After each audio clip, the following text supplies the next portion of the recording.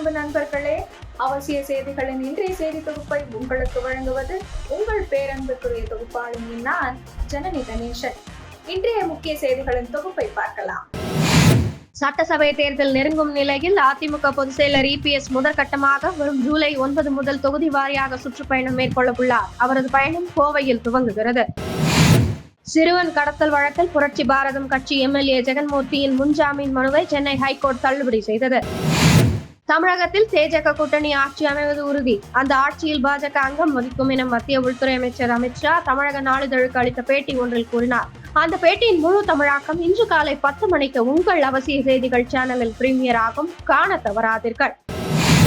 விஜய் தலைமையில் ஜூலை 4ஆம் தேதி தவிக செயற்குழு கூட்டம் பனையூரில் உள்ள கட்சியின் தலைமை நிலைய செயலகத்தில் நடைபெற உள்ளது. தொடர்ந்து 2 முறை திமுக வென்றதாக சரித்திரம் இல்லை என தமிழக பாஜக தலைவர் நயினார் நாகேந்திரன் தெரிவித்துள்ளார். பீகார் மக்கள் பற்றிய சர்ச்சை பேச்சு குறித்து லோக்சபா எதிர்க்கட்சி தலைவர் ராகுல் மன்னிப்பு கேட்க வேண்டும் என்று ஜன்சுராஜ் கட்சி தலைவர் பிரசாந்த் கிஷோர் வலியுறுத்தியுள்ளார்.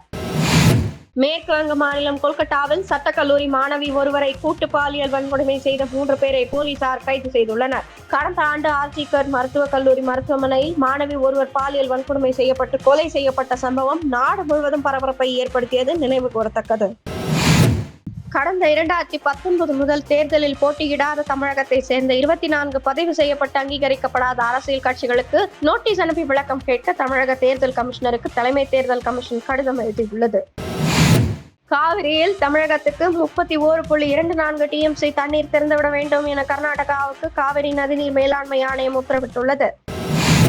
ஈரான் தலைவர் கமேனியை கொல்ல திட்டமிட்டோம், ஆனால் அவர் நிலத்துக்கு அடியில் அவர் சென்று பதுங்கினார் என இஸ்ரேல் பாதுகாப்புத்துறை அமைச்சர் காட்ஸ் கூறியுள்ளார்.